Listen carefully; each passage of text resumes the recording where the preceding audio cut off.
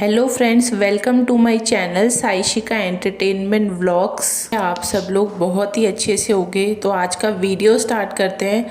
अगर वीडियो की इन्फॉर्मेशन आप लोग को करेक्ट लगे, अगर आप पहली बार मेरे चैनल पे वीडियो को वॉच कर रहे हो तो चैनल को सब्सक्राइब ज़रूर करना, वीडियो को लाइक करना और वीडियो को ज़्यादा से ज़्यादा आप लोग शेयर करो ताकि लोगों तक सच्चाई पहुँचे, लोग समझ पाएँ कि आखिरकार उनको जो चीज़ें दिखाई जा रही हैं बट रियलिटी उसके जस्ट अपोजिट है। सच्चाई वो नहीं है, दिखाया कुछ जा रहा है, बताया कुछ जा रहा है, जबकि हकीकत में चल कुछ और ही स्टोरी रही है। ठीक है, तो अब जो मुझे लेटेस्ट अपडेट पता चली है वो खबर मैं आप सब लोगों के साथ शेयर कर रही हूँ, क्योंकि बहुत ज़्यादा ज़रूरी है आप लोगों को भी ये बातें पता होना, क्योंकि व्लॉग्स के थ्रू आप लोगों को नहीं पता चल पा रहा, आप लोग कुछ भी नहीं समझ पा रहे हो कि आखिरकार हो क्या रहा है।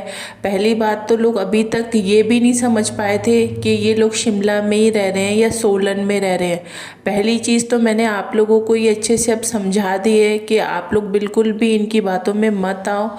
जो बात मैं आप लोग को बता रही हूँ वो चीज़ें मैं पूरे जो सोर्स होते हैं उनके थ्रू जब मुझे करेक्ट इन्फॉर्मेशन मिलती है उसके बाद ही मैं आप लोगों के साथ वो चीज़ें शेयर करती हूँ।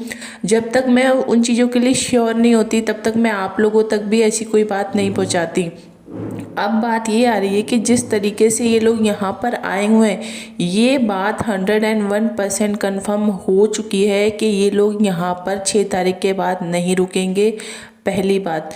दूसरी बात ये आ रही है कि ये लोग यहाँ पर जिस काम से आए हैं वो काम प्रीतो का ही है, यानी कि प्रीतो का जो भी कोर्ट का केस चल रहा है उससे रिलेटेड काम से ही ये लोग यहाँ पर आए हैं। मेन काम इनका यही है। इसके लिए ये लोग हाई कोर्ट की जो भी इनकी लॉयर है उससे मिल रहे हैं, जो भी सब चीज़ें चल रही हैं वो चल रही हैं। अब बात आ रही है बहुत बड़ी सामने कि देखो, आप लोग भी एक बात बहुत अच्छे से समझ सकते हो कि जब कोर्ट में केस चलते हैं तो दोनों की ही चीज़ों को सुना जाता है। ऐसा नहीं होता कि जो पहली तरह मतलब अपनी तरफ से जो पहल कर रहा है, यानी कि जो आरोप लगा रहा है, जैसे कि प्रीतो की तरफ से ये जो केस है ये कोर्ट में गया है, तो इसका मतलब ये नहीं होगा कि हर चीज़ में ही प्रीतो का सपोर्ट किया जाएगा और नन्नू को गलत ठहराया जाएगा। नहीं, जब कोर्ट में कोई भी केस जाता है तो दोनों पक्षों को सुना जाता है विद प्रूफ के साथ दोनों की सुनवाई होती है। उसके बाद जो सही होता है और जो गलत होता है उसका फैसला आता है।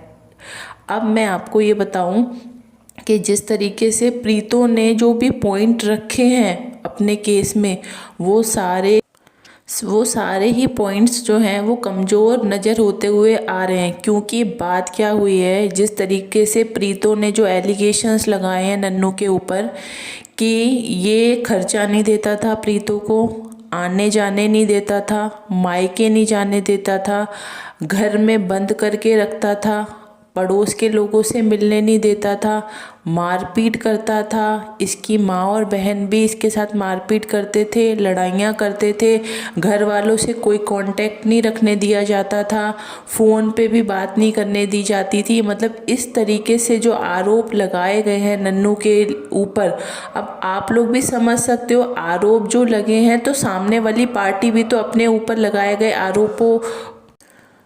आरोपों को गलत साबित करने के लिए अपनी तरफ से जो भी प्रूफ होंगे वो कोर्ट में दिखाएंगे। ठीक है, अब बात यही आ रही है कि आप लोगों ने अगर देखे होंगे प्रीवियस व्लॉग्स नन्नू के, तो उसमें वो डेली बता रहा था कि वो डेली रात में सोने से पहले होमवर्क करता है। होमवर्क मीन्स आप को पता है कि जो भी उसके ऊपर ये आरोप लगाए गए थे ये उनके प्रूफ इकट्ठे कर रहा था, जो प्रूफ इसके पास थे, ताकि ये सारे प्रूफ ये कोर्ट में लगा पाए और जो प्रीतो ने इसके ऊपर जो भी सब चीज़ें लगाई हैं वो गलत साबित हो सके।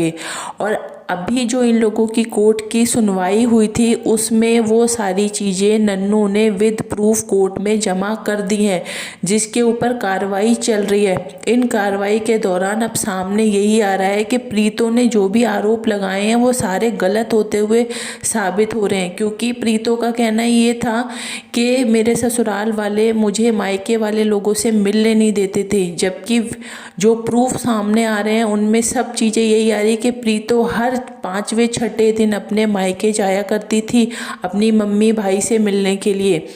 दूसरी बात ये बताया जा रहा है कि नन्नू खर्चा नहीं देता था किसी भी तरीके का, क्योंकि प्रीतो जो भी यूट्यूब से कमाती थी वो अपना खर्चा खुद उठाती थी। तो ये आरोप भी पूरे तरीके से गलत साबित हुआ है। नन्नू ने ऐसे प्रूफ वहाँ पे जमा किए हैं जिसमें उसने बताया है कि वो उसने शादी के बाद से ही प्रीतो और बच्चे का पूरा खर्चा उठाया है। दूसरी बात ये आ रही है कि मारपीट की जाती थी, बहन यहाँ पे रहती थी, बहन घर में लड़ाइयाँ करवाया करती थी, अपने ससुराल नहीं जाया करती थी। तो बातें अब यही सब सामने आई हैं कि प्रीतो ने जो भी आरोप लगाए हैं नन्नू के ऊपर वो पूरे तरीके से गलत होते हुए साबित हो रहे हैं। और जो भी ये केस है, ये केस पूरे तरीके से कमज़ोर होता हुआ नज़र आ रहा है और प्रीतो और उसकी बड़ी बहन खुद अपने केस में फंसते हुए नज़र आ रहे हैं। दूसरी बात जो सामने आ रही है, नन्नू ने ये एक पॉइंट रखा था कोर्ट में। उसका कहना ये था कि जब इन लोगों की शादी हुई थी तब दोनों का रिश्ता अच्छा था, लेकिन डिलीवरी के बाद प्रीतो का ब्रेन वॉश किया गया, उसको बातों में बहलाया फुसलाया गया ताकि वो अपने ससुराल से वापस मायके में आ जाए। और ये जो सब हरकतें की हैं, नन्नू की तरफ से ये आरोप लगा है कि प्रीतो की बड़ी बहन ने ये सब चीज़ें करवाई हैं। अगर कॉल रिकॉर्डिंग्स, नन्नू का कहना ये था कि अगर कॉल रिकॉर्डिंग चेक करोगे आप उस टाइम की, तो प्रीतो घंटों घंटों अपनी बड़ी बहन से बातें किया करती थी और यहाँ की अपने ससुराल की पूरी स्टोरी उसके साथ बताया करती थी। ये वो तमाम तरह की बातें होती थी। और इसकी जो बड़ी बहन थी वो प्रीतो का ब्रेन वॉश करती थी कि तुम अगर वहाँ पे परेशान हो और बच्चा और भी दुखी हो रहा है तो तुम बच्चे को लेकर मायके में आ जाओ। इस तरीके के आरोप लगाए गए थे नन्नू की तरफ से प्रीतो के ऊपर।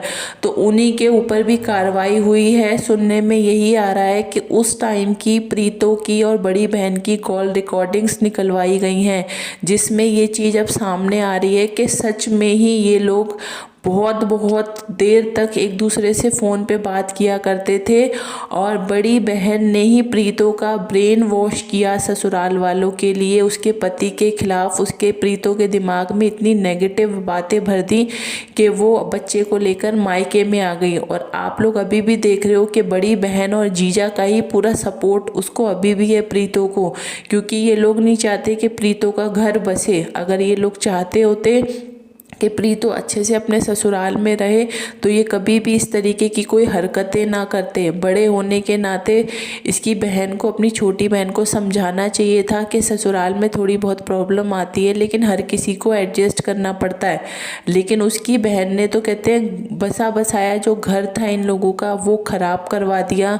उल्टी सीधी बातें प्रीतो के माइंड में भर दी कि तुम्हारा पति नहीं चाहता कि तुम वहाँ पर रहो, तुम्हारा पति तो सिर्फ माँ और बहन की सुनता है, तुम्हारी नहीं सुनता, बस उसके लिए बस माँ और बहन ही सब कुछ है, तुम्हारी और बच्चे की कोई जगह नहीं है।